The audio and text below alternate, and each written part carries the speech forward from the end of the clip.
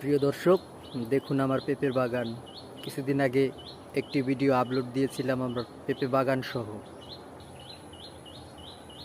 কত সুন্দর পেঁপে হয়েছে, মাশাআল্লাহ।